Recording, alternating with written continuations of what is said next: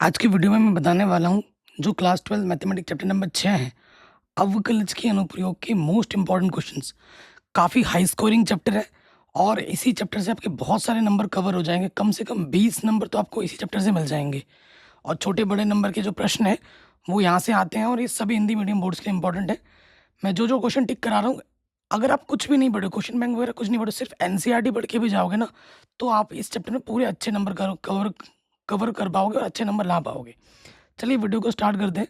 पहला जो टॉपिक है जिससे आपको क्वेश्चन मिलेगा ही मिलेगा वो है राशियों की परिवर्तन की दर। ये जो टॉपिक आप देख पा रहे हैं ना, राशियों की परिवर्तन की दर, ये पक्का एग्जाम में आएगा इस टॉपिक से। Rate of changes of quantities, ठीक है।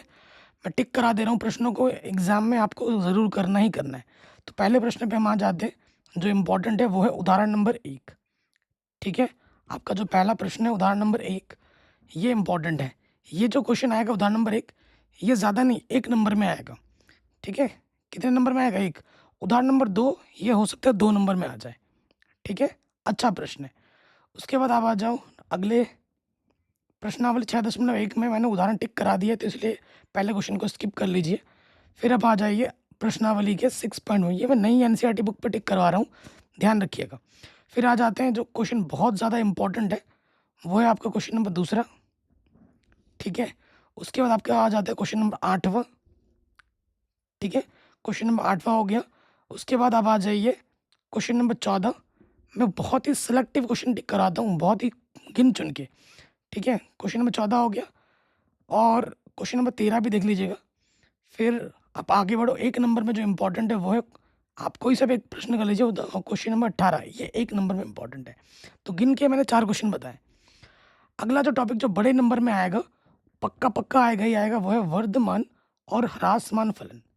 ये आप देख पा रहे हैं, ये टॉपिक आपको एग्जाम में मिलेगा ही मिलेगा, ठीक है। तो इसमें अगर हम आ जाते हैं, क्वेश्चन ही आएंगे ज़्यादा और कुछ नहीं आएगा। जैसे उदाहरण नंबर 7 है, ये क्वेश्चन आपको मिल सकता है एग्जाम में 1 नंबर में। कितने नंबर में? 1। दिखाइए कि ये जो फलन है एक वर्धमान फलन है। 1 नंबर में ऐसा प्रश्न आ जाता है, ठीक है। उदाहरण नंबर 8, ये भी एग्जाम में पूछा गया 1 नंबर में। ये ज़्यादा बड़े नंबर में नहीं आते, 1 नंबर में ही आते हैं। फिर हम आगे बढ़ते हैं। ये जो उदाहरण नंबर 11 है, ये 2 नंबर में या फिर कभी कभी 5 नंबर में भी आ जाता है। 2 या फिर 5 आएगा ही आएगा कि कौन से अंतराल में वर्धमान होगा, कौन से अंतराल पर ह्रासमान होगा। 100% आपको मिलना ही मिलना है एग्जाम में, ठीक है। उसके बाद आप आ जाइए, ये उदाहरण नंबर 13 5 नंबर में कई बार पूछा गया है बोर्ड एग्जाम में। अंतराल ज्ञात कीजिए जिसमें sine x plus cos x इस अंतराल पर वर्धमान या फिर ह्रासमान हो। बहुत ही तगड़ा क्वेश्चन है, बड़े नंबर में एग्जाम में बार बार पूछा गया है। 6.2 में आ जाओ। 6.2 में ये जो क्वेश्चन नंबर 1, 2, 3 देख रहे हैं, ये 1 नंबर में आते हैं, ठीक है। 1 नंबर में आता है, 1-2 नंबर में।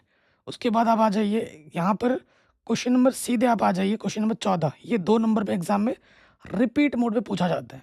क्वेश्चन नंबर 14 हो गया। क्वेश्चन नंबर 16 देख लेना 2 नंबर में, ठीक है। फिर आप आ जाइए, ये जो 19वां प्रश्न है, ये ऑब्जेक्टिव में भी एग्जाम में आता है 1 नंबर में, इसको देख लेना। अगला टॉपिक जो है यहाँ से बड़े नंबर का आता है, 8-8 नंबर का। बाकी बोर्ड में 5-5 नंबर का। उच्चतम और निम्नतम, मैक्सिमा और मिनिमा, यहाँ से बड़े नंबर का 1 नहीं 2-2 प्रश्न आएगा।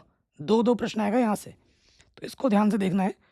तो सबसे देखो, जो इम्पोर्टेंट होगा, जो एग्जाम ओरिएंटेड है, बस वही मैं मार्क कराऊंगा, ठीक है। बाकी चीज़ों को मैं नहीं बताता, ठीक है।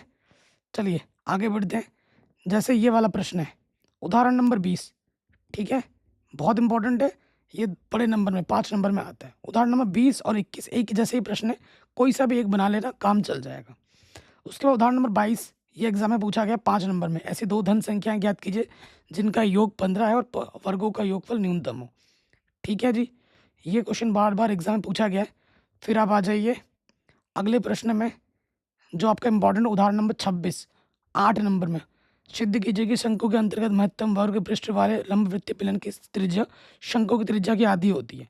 ये क्वेश्चन बहुत इंपॉर्टेंट और एग्जाम में इस साल जरूर आएगा, लिख लीजिए, पक्का आएगा 100%, ठीक है। फिर आप आ जाइए, ये तो मैं बता चुका हूँ। अब आ जाते हैं ये वाला उदाहरण नंबर 29, हर साल आ जाता है, पिछले साल भी आया था। शत्रु का अपाचे हेलीकॉप्टर वाला प्रश्न हर साल एग्जाम में आता है, वेरी वेरी इंपॉर्टेंट है, ठीक है। 6.3 में आ जाओ। 6.3 की अगर मैं बात करूँ, 6.3 में ये जो आप क्वेश्चन नंबर 2 देख रहे हैं, ये क्वेश्चन आ सकता है कि उच्चतम और निम्नतम मान ज्ञात कीजिए 2 या फिर 1 नंबर में। ये क्वेश्चन देख लेना। और ये चौथा क्वेश्चन ये 1 नंबर में देख लेना, ठीक है जी, 1 नंबर में। फिर आप आ जाओ नेक्स्ट क्वेश्चन जो है आपका इम्पोर्टेंट वो ये वाला है, ठीक है। क्वेश्चन नंबर 15वां देख लीजिए, ठीक है, 15वां हो गया। उसके बाद आप आ जाइए ये 18वां प्रश्न पिछले साल एग्जाम में आ रखा है इस टाइप का। और ये जो प्रश्न आप देख पा रहे हैं, ठीक है, क्वेश्चन नंबर 23, 24, 25, ये 23, 24, 25, 26 ये चारों क्वेश्चन एग्जाम में आएंगे। आपको पता है एक पेपर के 7 सेट बनते हैं, सातों सेट में ये क्वेश्चन यहाँ से एक ना एक फंस जाना ही जाना है, ठीक है, आएगा ही आएगा। ये चारों प्रश्न very very very very very important है, ठीक है। उसके बाद विविध उदाहरण में आ जाओ। उदाहरण नंबर 30, ये क्वेश्चन पिछले साल आया था और इस साल भी ज़रूर पूछा जाएगा, वेरी वेरी वेरी इंपॉर्टेंट है, वो भी 8 नंबर में, ठीक है। एक बार के लिए उदाहरण नंबर 31 देख लेना। मेरा जो मन कहता है, कभी आया नहीं है लेकिन इस साल एग्जाम में 8 नंबर में आ सकता है, देख लेना, ठीक है। उसके बाद ये जो उदाहरण नंबर 33 है, 8 नंबर में एग्जाम में इंपॉर्टेंट है, बार बार एग्जाम में पूछा गया, वेरी वेरी वेरी इंपॉर्टेंट है, ठीक है जी। फिर आप आ जाओ क्वेश्चन नंबर उदाहरण नंबर ये 34, 8 नंबर में, वेरी वेरी इंपॉर्टेंट है, ठीक है जी। उसके बाद आगे बढ़ते हैं, ठीक है। ये उदाहरण नंबर 37 ये पिछले साल बोर्ड एग्जाम में 5 नंबर पूछा गया है, वेरी वेरी इंपॉर्टेंट है। और उदाहरण नंबर 36 भी पूछा गया बोर्ड एग्जाम में, ठीक है, लेकिन इससे मिलता जुलता क्वेश्चन हमने ऑलरेडी करा दिया है, पहले प्रश्नावली में टिक करा दिया है, ठीक है।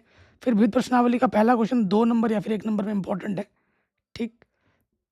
मिलता जुलता क्वेश्चन में टिक नहीं करवा रहा हूँ क्योंकि जो हो चुका है तो हो चुका है।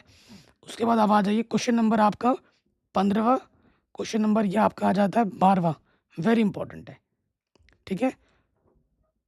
तो ये चैप्टर नंबर 6 के एनसीईआरटी के ऐसे कुछ क्वेश्चन हैं जो एग्जाम में रिपीट मोड में पूछे जा रहे हैं।